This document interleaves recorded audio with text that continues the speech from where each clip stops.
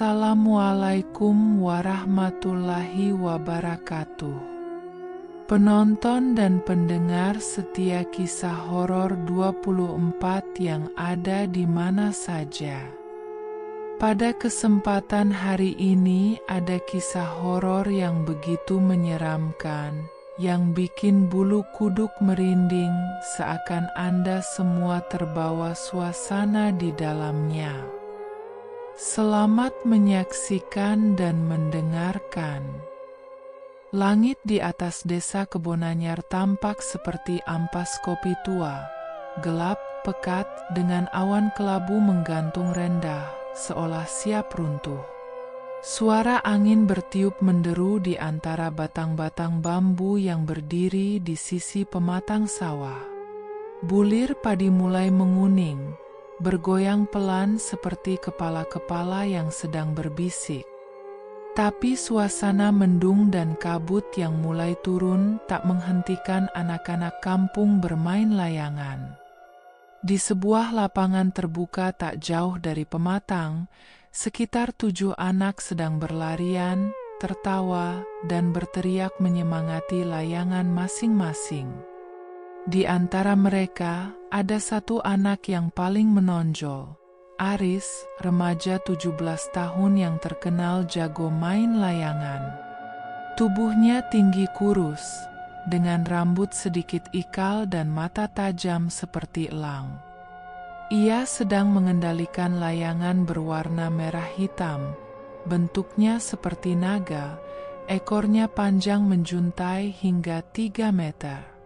Layangan itu meliuk-liuk tinggi di udara, menari mengikuti keinginan Aris, seperti boneka yang dikendalikan oleh dalang gaib. "Ayo, sobek layangan si Ucup, Riz," teriak Benny, salah satu teman Aris. "Gas!" balas Aris sambil menarik benang dengan cepat dan memotong layangan lawan, seperti pisau menebas ranting. Sorak-sorai pun pecah. Namun dalam keseruan itu, angin tiba-tiba berubah lebih kencang. Awan di atas bergerak cepat seperti terhisap sesuatu. Suasana langit mendadak lebih gelap, dan udara terasa dingin menusuk. Layangan Aris seperti tersedot ke satu arah, tertarik kuat ke bagian belakang pabrik penggilingan padi tua yang sudah lama terbengkalai. Layanganmu ke sana, Riz," ujar Ucup sambil menunjuk ke arah bangunan reot di kejauhan. Pabrik itu berdiri seperti mayat hidup. Bangunannya besar tapi usang, catnya mengelupas, jendelanya pecah, dan pintunya setengah terbuka, menganga seperti mulut ingin menelan siapapun yang masuk. Dinding-dindingnya dipenuhi lumut dan bekas coretan merah yang menyerupai bercak darah. Tak ada seorang pun dari anak-anak itu yang pernah benar-benar berani masuk ke dalam. Konon, pabrik itu berhantu. Sudah lama tidak beroperasi sejak insiden kebakaran hebat 2 dekade lalu yang menewaskan 5 buruh. Ada yang bilang, malam hari terdengar suara mesin menggiling hidup-hidup, padahal semua mesin sudah dicabut. "Aku kejar dulu, bro. Layanganku mahal," kata Aris santai, lalu mulai melangkah ke arah pagar kawat pembatas. Teman-temannya mulai khawatir. "Jangan ke sana, Riz. Itu tempat angker," bentak Dito. Tapi Aris menertawakannya. "Tak ada hantu sore-sore gini. Yang ada kalian penakut." Dengan gerakan ringan, ia melompati pagar berkarat yang sudah banyak berlubang. Langkah kakinya menimbulkan suara krek-krek saat menginjak rumput kering dan dedaunan mati. Selembar kain putih, entah milik siapa, tergantung di dahan pohon dekat pagar dan berkibar pelan, seperti melambai kepergian Aris. "Dia nekat banget," gumam Ucup. Padahal orang kampung pernah bilang, siapapun yang masuk ke sana sendirian gak bakal balik. Tambah Benny pelan, menatap ke arah Aris yang kini mulai menghilang di balik bayangan pabrik tua itu. Langkah Aris makin jauh, dan tubuhnya mulai menyatu dengan bayangan-bayangan senja yang menyelimuti pabrik penggilingan padi tua itu. Angin menggesek-gesek celah tembok, menimbulkan suara melengking seperti rintihan. Setiap langkah yang ia ambil memicu gemeretak ranting kering di bawah kakinya, dan suara-suara aneh mulai terdengar samar dari balik bangunan. Seperti besi diseret, suara ketukan, dan bunyi angin berbisik memanggil namanya, atau mungkin itu hanya pikirannya saja. Pabrik itu sangat besar, 3 lantai, dengan bagian depan yang menghadap ke jalan tanah kecil. Dulunya pusat produksi beras terbesar di kecamatan itu. Tapi setelah kebakaran hebat yang menewaskan 5 pekerja malam pada tahun 2004, seluruh operasional ditutup. Warga menyebutnya pabrik setan. Ada yang bersumpah pernah melihat sosok wanita terbakar berjalan di atapnya. Ada pula yang mendengar mesin penggiling bekerja tengah malam tanpa sumber daya. Aris, meski deg-degan, tetap melangkah. Ia pikir, hantu itu cuma cerita orang tua buat nakut-nakutin anak biar nggak keluyuran. Tapi saat masuk lewat pintu besi yang menggantung miring, hawa dingin langsung menyergap wajahnya. Seolah dari satu langkah, ia berpindah dari dunia nyata ke dunia lain. "Layanganku pasti jatuh di dalam," gumamnya, mengintip ke ruang besar yang dulunya tempat pengeringan padi. Suasana dalam pabrik dipenuhi debu tebal, jaring laba-laba menggantung dari langit-langit, dan bau karat bercampur bau tanah basah menyengat. Di sisi kiri, mesin penggiling tua berdiri diam, tapi Aris merasa seperti sedang diawasi oleh benda mati itu. Langkahnya terhenti saat mendengar suara kreek seperti kayu diinjak. Ia membalikkan badan. Tidak ada siapa-siapa. Ia lanjut berjalan, menunduk, dan akhirnya menemukan layangannya tersangkut di batang besi bengkok dekat tangga besi menuju lantai 2. Tapi saat ia coba memanjat untuk mengambilnya, sesuatu terasa tidak beres. Udara tiba-tiba menjadi lebih berat, dan di telinganya terdengar seperti suara napas berat dari belakang. "Siapa di sana?" teriak Aris, tapi suaranya malah menggema seperti tenggelam. Ia menoleh cepat dan kosong. Namun dari kejauhan, di ujung lorong, sesosok tubuh berdiri. Hitam, tinggi, dan berasap. Tidak ada wajah. Hanya rambut panjang dan baju lusuh seperti seragam pekerja pabrik yang terbakar. Sosok itu tidak bergerak, tapi perlahan mengangkat tangan, menunjuk ke arah Aris. Tangan itu bergetar seperti patah. Aris mundur pelan, tapi tangga besi tempatnya berdiri berderit keras. Sosok itu tiba-tiba menghilang dari tempatnya, dan suara langkah kaki berat terdengar mendekat dari balik dinding. "Brooke! Brooke!" Aris panik mencoba lari turun, tapi kakinya terantuk besi. Saat terjatuh, benang layangan yang melilit tangan kirinya entah bagaimana tersangkut di gir besar mesin penggiling. Ia mencoba menarik tangan, tapi benangnya makin ketat. Dari arah mesin yang mati, terdengar suara gerak perlahan, seperti mencoba menyala. Mesin penggiling itu hidup kembali. Dari luar pagar pabrik, anak-anak yang tadi bermain layangan mulai merasa ada yang aneh. Aris sudah lebih dari 15 menit menghilang di dalam bangunan tua itu. Padahal biasanya ia hanya butuh beberapa menit untuk mengambil layangan. Matahari mulai turun ke balik pegunungan, menciptakan semburat merah keunguan di langit, membuat pabrik tua itu tampak semakin muram dan menyeramkan. Kabut tipis mulai turun dari sisi-sisi sawah, menggulung pelan seperti kabus neraka. "Rhys!" teriak Benny sambil memegangi pagar kawat berkarat. Tak ada jawaban. Hanya suara angin bersiul pelan. Ucup mencoba menyenter lewat celah pagar. Cahayanya menyorot bagian dinding luar pabrik, lalu menghilang ke dalam kegelapan. "Dia ngumpet kali," katanya mencoba menenangkan diri. Tapi dalam hatinya, perasaan tidak enak makin kuat. Lalu, tiba-tiba, arg! Jeritan mengoyak udara sore yang sepi. Panjang, nyaring, dan penuh rasa sakit. Semua anak yang mendengarnya langsung membeku.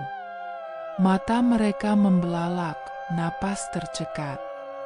Itu suara Aris, tak salah lagi. Tapi suara itu terdengar, tidak seperti manusia. Seolah diiringi gema dari ruang besar dan diseret oleh suara-suara lain. Bukan hanya satu jeritan. Di belakangnya terdengar desahan, seperti napas berat dari banyak mulut tak terlihat. Beberapa detik kemudian, suara besi bergemeretak terdengar keras, grang, ang, kreek.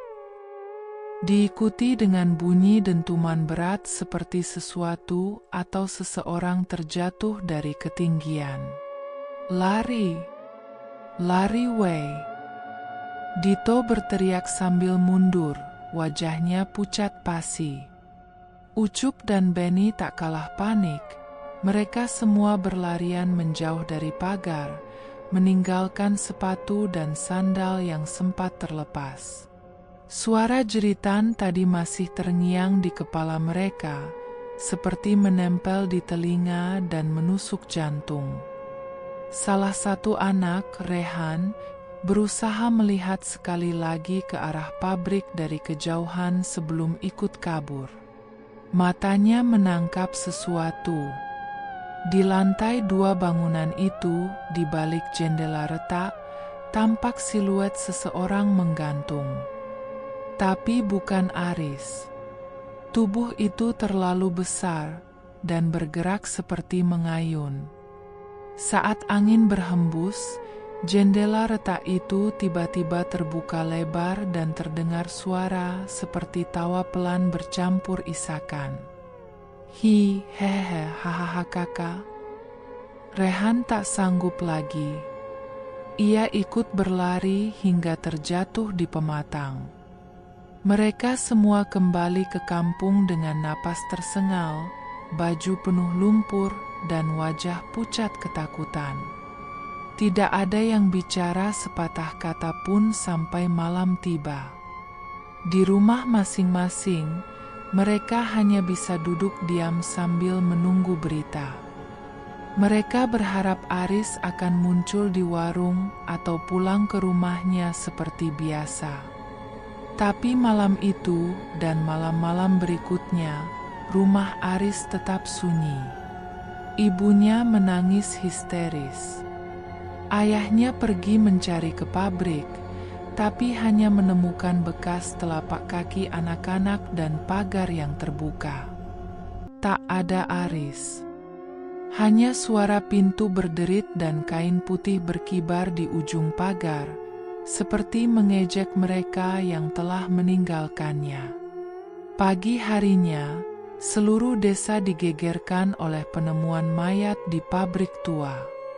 Warga yang lewat di jalan setapak dekat pabrik mencium bau busuk menusuk. Awalnya dikira bangkai hewan. Tapi saat Pak Darto, tukang becak tua, mendekat karena penasaran, ia melihat sesuatu yang membuatnya menjerit dan pingsan di tempat. Tubuh Aris tergantung di bagian dalam pabrik, tepatnya di bawah kren besar bekas pengangkat karung beras. Tubuhnya melayang sekitar 1 meter dari tanah, lehernya terikat oleh benang layangan berwarna merah hitam. Benang itu melilit lehernya berulang-ulang, begitu ketat hingga daging lehernya tampak terpotong. Matanya membelalak, lidah terjulur, dan jari-jarinya mencakar leher sendiri, seolah berusaha melepaskan jerat di detik terakhir hidupnya. Yang lebih menyeramkan, tangannya menempel di dada sendiri seperti memegang sesuatu. Ketika polisi datang dan mencoba menurunkannya, mereka menemukan layangan Aris utuh, terselip di bawah baju sekolahnya. Tapi layangan itu sudah berubah.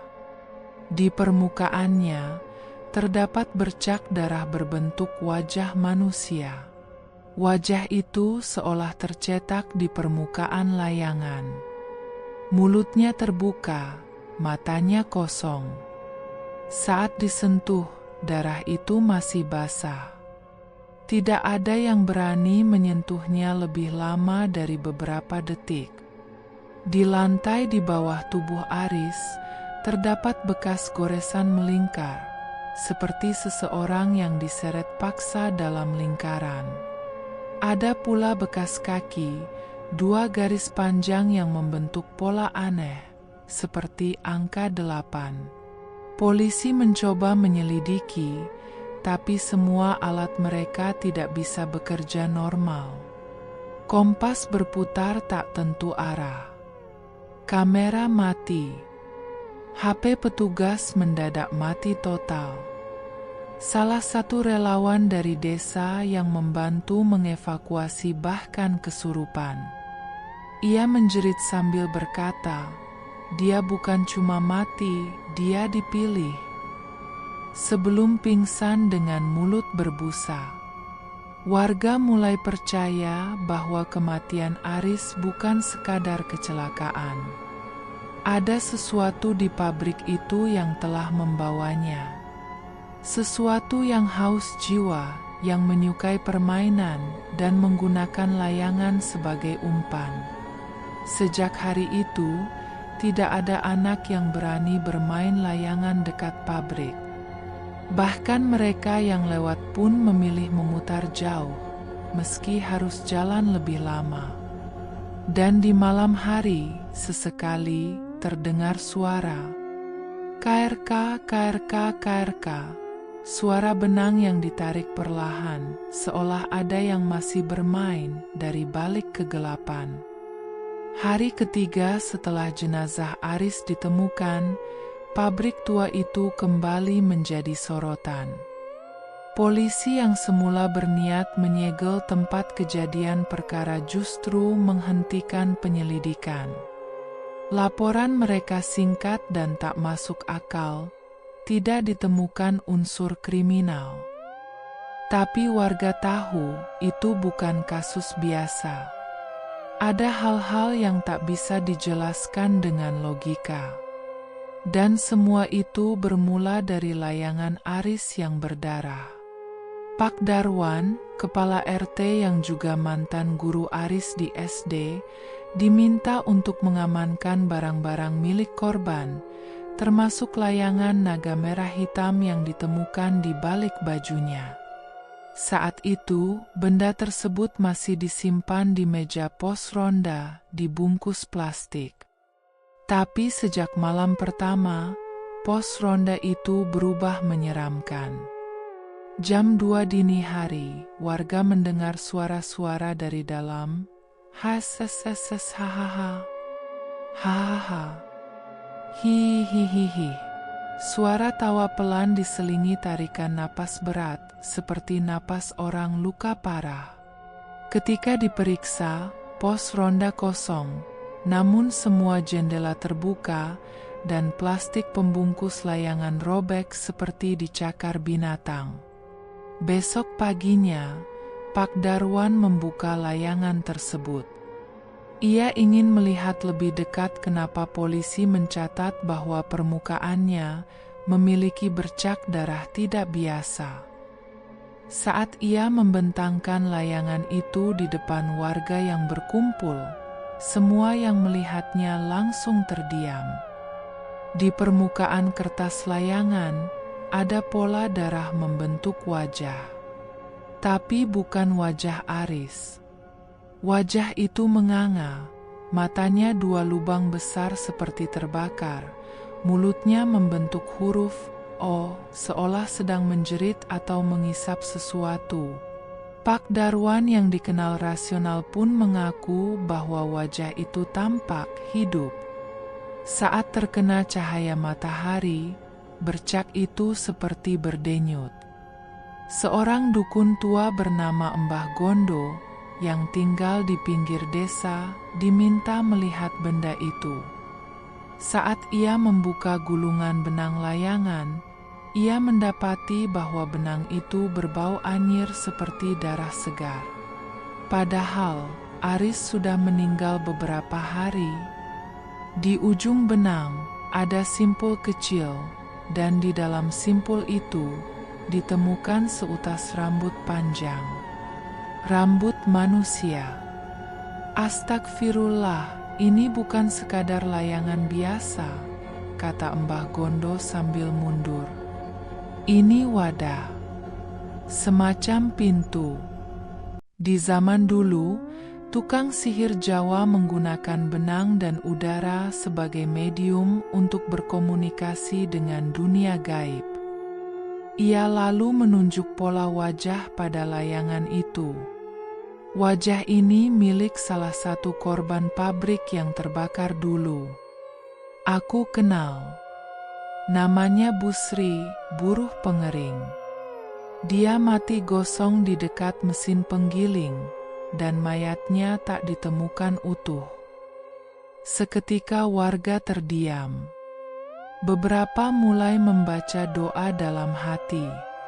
Satu anak kecil yang ikut melihat tiba-tiba muntah dan menangis histeris tanpa sebab. Ketika ditanya, ia hanya berkata, ibunya Aris ada di layangan. Tak ada yang mengerti maksudnya. Tapi malam itu, Mbah Gondo membakar layangan tersebut dengan ritual khusus.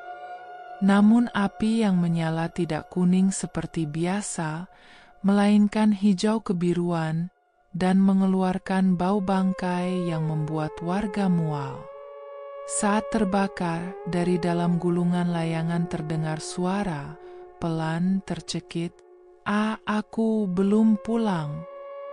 Setelah peristiwa layangan berdarah, warga mulai menyusun ulang cerita lama yang dulu dianggap hanya mitos, tentang asal-usul pabrik penggilingan padi itu.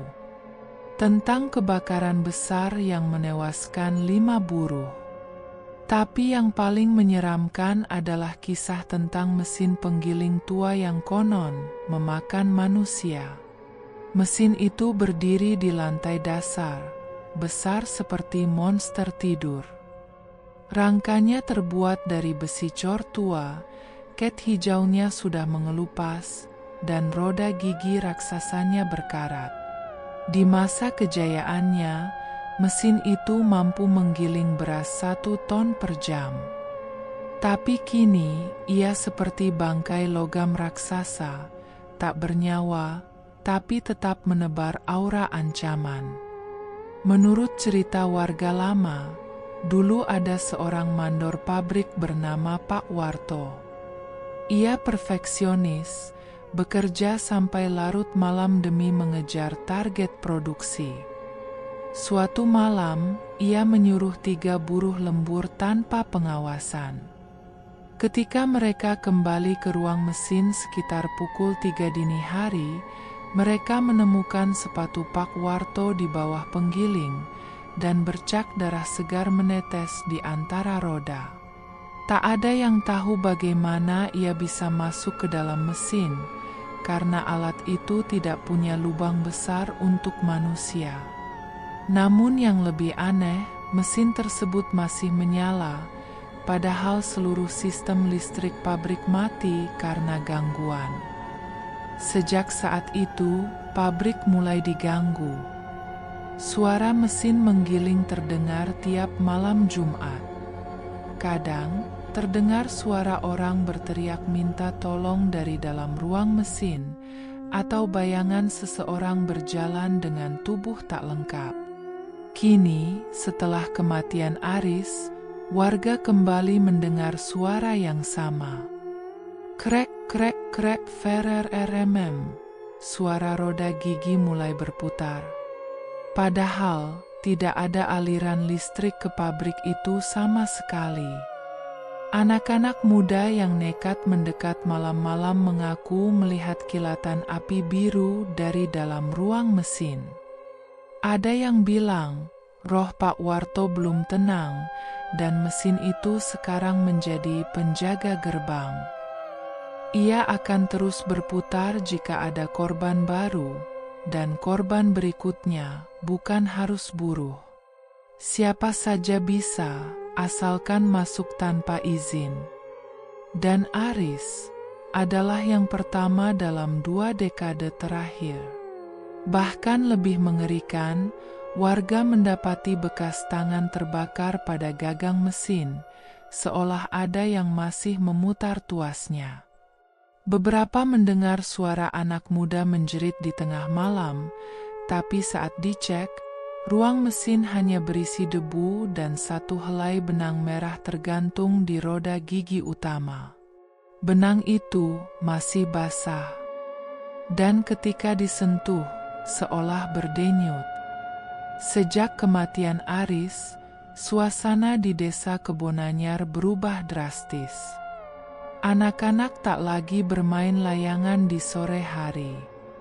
Jalan kecil yang melintasi depan pabrik dibiarkan kosong menjelang senja. Bahkan tukang ojek yang biasa mangkal di dekat kebun tebu enggan lewat jalur pendek itu, meski artinya harus memutar 2 kilometer lebih jauh. Namun gangguan paling aneh dan mengerikan datang bukan dari pabrik itu sendiri, melainkan dari suara-suara yang muncul tengah malam. Warga yang tinggal paling dekat dengan pabrik, terutama di RT 05 dan RT 06, mulai mengeluh. Mereka mendengar suara layangan dimainkan di udara, tepat pukul 1 atau 2 dini hari. Bukan suara angin biasa, tapi suara khas layangan yang ditarik. KRKK, KRKK, suara benang diseret, disusul bunyi siu dari gulungan benang dilepas cepat. Kadang diselingi suara orang lari, terengah, seperti anak kecil mengejar sesuatu. Yang membuat merinding, tidak ada siapapun di luar. Bahkan saat bulan purnama dan langit terang, hanya tampak bayangan tiang listrik dan bangunan tua. Tak ada layangan, tak ada anak-anak, hanya suara dan sesekali tawa lirih dari kejauhan. Suatu malam, Pak Yamin, penjaga malam di warung sembako Bu Murni, mencoba merekam suara tersebut dengan ponselnya. Tapi saat ia memutar ulang rekaman itu esok pagi, yang terdengar bukan suara layangan, melainkan suara seseorang berbisik langsung di telinga. Aku belum sempat pulang. Tolong, jangan biarkan aku di sini sendirian. Malam berikutnya, rumah Pak Yamin dilempari kerikil dari arah jalan pabrik. Ketika ia keluar dengan senter dan golok, tak ada siapapun. Tapi saat ia menyenter jalan setapak, Ia menemukan seutas benang layangan membentang dari gerbang pabrik ke pagar rumahnya. Di ujung benang, tergantung potongan kecil kertas layangan berwarna merah hitam, persis seperti milik Aris. Tak ada angin malam itu, tapi benang itu bergetar sendiri. Sejak itu, warga tidak berani membuka jendela saat malam. Bahkan suara-suara kecil seperti tiupan angin atau ranting jatuh bisa membuat satu keluarga terjaga hingga pagi. Yang paling menakutkan terjadi seminggu kemudian. Anak perempuan Bu Murni yang masih TK, mendadak bicara sendiri di tengah malam. Ia menunjuk ke arah langit dan berkata, "Ibu, itu temanku Aris main layangan. Tapi kenapa lehernya panjang sekali?" Hari ke-14 setelah kematian Aris jatuh pada malam Jumat Kliwon. Udara di desa terasa lebih dingin dari biasanya. Langit senja memancarkan warna aneh, bukan oranye keemasan seperti biasa, melainkan merah gelap seperti darah kental. Awan menggulung pelan, membentuk pusaran samar di atas pabrik. Beberapa warga yang masih berani bekerja di ladang sekitar situ mengaku melihat hal ganjil. Dari kejauhan, tampak sebuah layangan besar melayang sendirian di atas pabrik tua, berwarna merah hitam. Ekornya menjuntai sangat panjang hingga hampir menyentuh atap bangunan. Yang membuat mereka ketakutan bukanlah layangan itu, melainkan sesuatu yang tergantung di bawahnya. Bayangan samar seperti tubuh manusia, tergantung tanpa gerakan, mengikuti arah angin. Kepala menunduk, rambut panjang menjuntai. Mereka yang melihat sepakat, itu bukan ilusi. Wujud itu menggantung seperti mayat, seolah layangan menjadi tali gantungannya. Pak Leman, seorang petani senior, memberanikan diri memotret penampakan tersebut. Tapi hasil fotonya hanya gelap pekat, kecuali satu cahaya redup yang membentuk pola mirip wajah menganga. Ketika diperbesar, wajah itu bukan wajah Aris. Lebih tua, lebih rusak, seperti habis terbakar. Pak Leman ketakutan, membakar HP-nya sendiri malam itu dan bersumpah tidak akan lagi memandang ke arah pabrik menjelang senja. Yang paling membuat geger adalah kejadian di sekolah Aris. 2 minggu setelah pemakamannya, upacara bendera mendadak terhenti. Seorang siswa pingsan setelah menunjuk ke arah langit dan berteriak, "Itu dia, Aris. Dia nggak bisa turun." Ketika guru dan siswa lain menoleh, tak satu pun yang melihat apa-apa. Tapi beberapa menit kemudian, angin kencang menerpa lapangan. Spanduk sekolah robek, dan satu layangan merah kecil jatuh dari langit, tanpa ada yang menerbangkannya. Layangan itu ditemukan di tanah dengan noda seperti bekas telapak tangan, dan bau gosong menyengat darinya. Saat guru mencoba membuangnya, layangan itu seperti menempel. Harus dibakar dengan kemenyan baru bisa lepas. Seorang kiai dari desa sebelah datang dan berkata, "Aris tidak pulang. Rohnya terikat benang antara langit dan bumi. Dan selama benang itu belum putus, dia akan tetap menggantung." Beberapa warga mulai percaya, pabrik itu bukan sekadar tempat angker. Ia kini menjadi jembatan antara dunia yang hidup dan yang mati. Dan Aris, ia adalah umpan pertama. Akan ada yang kedua dan ketiga. Mereka yang melihat ke langit, jangan terlalu lama menatap. Karena di suatu titik kita tak tahu apakah bayangan yang kita lihat benar-benar berasal dari langit atau sedang menatap balik dari dunia lain. Seminggu setelah pemakaman Aris, suasana desa Kebonanyar makin tidak tenang. Bukan karena gangguan dari pabrik tua, melainkan karena satu persatu teman-teman Aris yang ikut bermain layangan hari itu mulai mengalami hal-hal yang tidak wajar. Kejadian pertama menimpa Dito. Malam itu, ibunya mendapati Dito berdiri menghadap tembok kamar. Tubuhnya kaku, mulutnya terus menggumam pelan. Benangnya panas, jangan tarik, jangan tarik. Ketika ibunya mendekat, Dito tiba-tiba berbalik, matanya memerah, dan ia menjerit dengan suara yang bukan suaranya sendiri. "Kenapa kalian biarkan aku mati sendirian?" Ia lalu ambruk, tubuhnya gemetar hebat dan wajahnya penuh luka cakaran, luka yang ia buat sendiri saat kerasukan. Beberapa hari kemudian, Ucup mendadak bisu.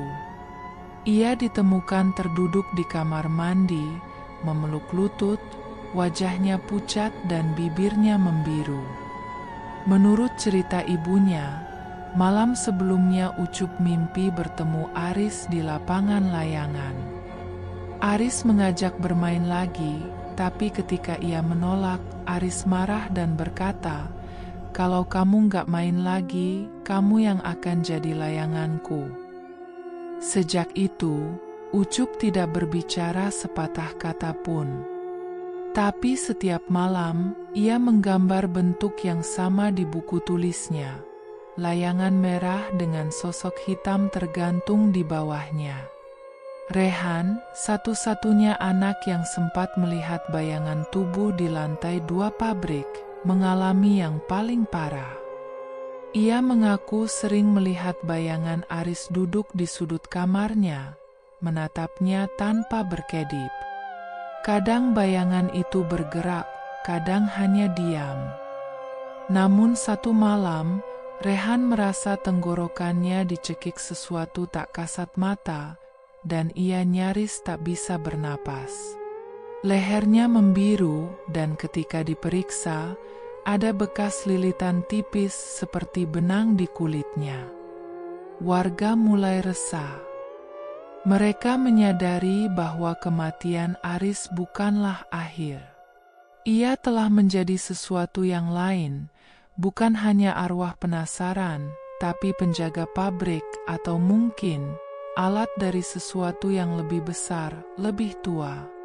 Akhirnya, keluarga para anak yang terlibat sepakat mendatangi Embah Gondo. Sang dukun sepuh itu hanya menggeleng pelan. "Kalian tak bisa menyelamatkan anak-anak hanya dengan doa biasa," katanya. Aris kini sudah masuk ke dalam jaringan pesugihan tua yang tidur di dasar pabrik. Setiap anak yang ikut hari itu telah meninggalkan jejak di tempat angker itu. Jejak itu memanggil dan akan dipanggil balik. Atas saran Embah Gondo, dilakukan ritual pembersihan. Masing-masing anak dimandikan dengan air dari 7 sumur berbeda, lalu dibungkus kain mori putih semalam penuh. Tapi bahkan saat ritual berlangsung, gangguan tetap datang. Angin kencang muncul tiba-tiba, menggulung dedaunan ke atas, dan di tengah angin itu terdengar suara, "Aku masih di sini, masih menggantung."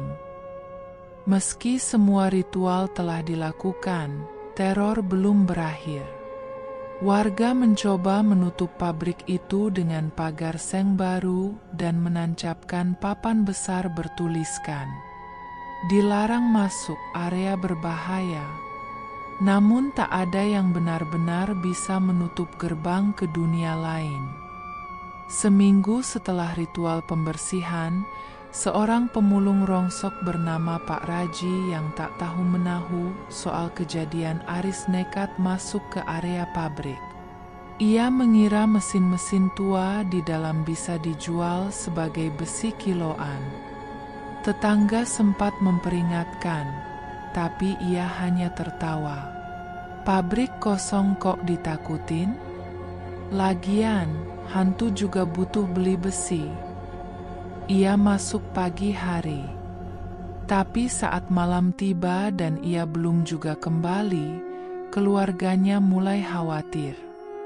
Keesokan harinya, mayat Pak Raji ditemukan tergeletak di lantai 2 pabrik, tepat di tempat Aris pertama kali masuk.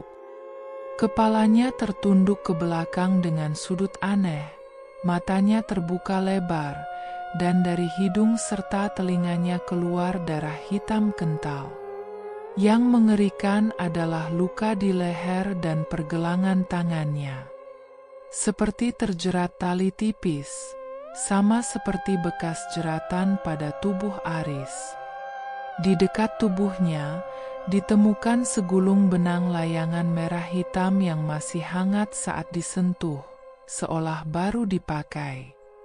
Setelah kejadian itu, warga mulai percaya bahwa pabrik tua itu bukan sekadar tempat terkutuk, tapi tempat tumbuhnya sesuatu yang lebih gelap. Pesugihan udara, jenis kuno yang menggunakan permainan layangan untuk menukar nyawa dengan kekuatan. Konon, orang-orang zaman dulu pernah memanggil penunggu angin lewat permainan anak-anak. Dan sekarang, entitas itu telah kembali, menggunakan Aris sebagai perantara. Mbah Gondo kembali memperingatkan. Pabrik itu menyimpan jiwa. Bukan hanya satu, tapi banyak. Mereka yang mati di sana tidak pernah benar-benar pergi. Jiwa mereka melekat pada mesin, pada tembok, pada angin. Dan sekarang melekat pada benang layangan. Selama layangan itu terus diterbangkan oleh angin malam, akan ada korban berikutnya. Kini, setiap malam Jumat Kliwon, warga desa Kebonanyar mematikan lampu lebih awal. Mereka tidak berbicara tentang layangan. Tidak ada anak-anak yang bermain di luar. Tidak ada yang berani melihat ke arah pabrik. Karena dari sana, kadang terdengar suara lirih, seperti benang yang ditarik, lalu suara jeritan panjang yang menghilang di langit malam.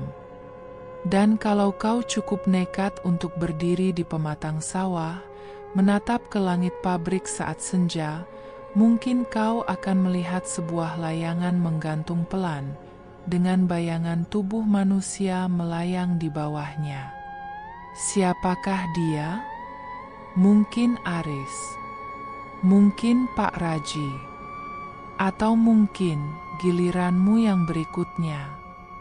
Terima kasih telah menonton video channel Kisah Horor 24. Semoga penonton dan pendengar setia Kisah Horor 24 bisa terhibur. Tunggu video Kisah Horor 24 berikutnya. Jangan lupa like, subscribe, komen, share, dan klik lonceng notifnya agar Anda tidak ketinggalan cerita kisah horor 24 berikutnya. Wassalamualaikum warahmatullahi wabarakatuh.